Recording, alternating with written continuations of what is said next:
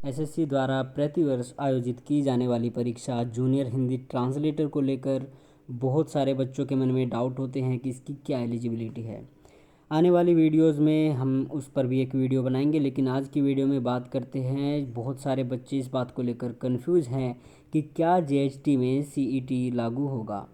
वो इस बात से डरे हुए हैं कि उनको GK, reasoning, mathematics, science, current affairs ये सब पढ़ना पड़ेगा और सीईटी को पास करना पड़ेगा। उसके बाद वो जीएचटी की परीक्षा में बैठेंगे।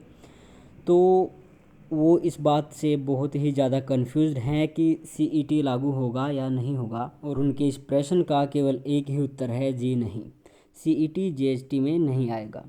और क्यों नहीं आएगा उसका एक रीज़न है। सीईटी देखिए, सबसे पहले समझते हैं, जो कॉमन एलिजिबिलिटी टेस्ट है वो एनआरए उसको कंडक्ट कराएगी, और एनआरए कंडक्ट कराएगी 3 तरह के कमीशंस में। वो तीनों कौन से हैं?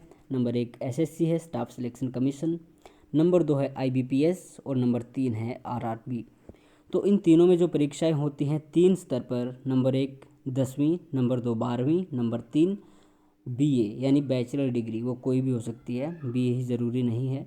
तो इन तीनों पर जो परीक्षाएं होती हैं केवल उनमें ही सीईटी लागू होगा। उन्हीं के बेस पर सीईटी की परीक्षा होगी, जो प्रतिवर्ष 2 बार वो परीक्षा कराई जाएगी। पहले इन्होंने कहा था कि सितंबर 2021 में यह परीक्षा होगी, लेकिन कल ही एक बयान आया है, उसमें कहा है कि 2022 के शुरुआत में सीईटी की परीक्षा होगी। आते हैं अपने मुद्दे पर। तो जो बच्चे 2021 की परीक्षा देना चाहते हैं वो बेझिझक केवल इंग्लिश, हिंदी ट्रांसलेशन और ऐसे राइटिंग की तैयारी कर सकते हैं, क्योंकि जीएचटी में सीईटी लागू होने का कोई कारण ही नहीं होता। सीईटी केवल बीए बैचलर डिग्री तक ही बना है, उसके ऊपर मास्टर डिग्री और पीजीडीटी इसमें मांगा जाता है जीएचटी में। तो यहाँ पे सीईटी का कोई सवाल ही नहीं होता। अगर आप किसी से पूछते हैं कि सीईटी आएगा या नहीं आएगा, तो ये एकदम मूर्खों वाली बात है, क्योंकि आप भी सीईटी का जो नोटिफिकेशन है वो पढ़ सकते हैं। इस वीडियो को बनाने का पर्पज़ केवल इतना ही था कि आप किसी के बहकावे में न आएँ, और जो आपके डाउट्स थे वो एकदम क्लियर हो चुके हैं।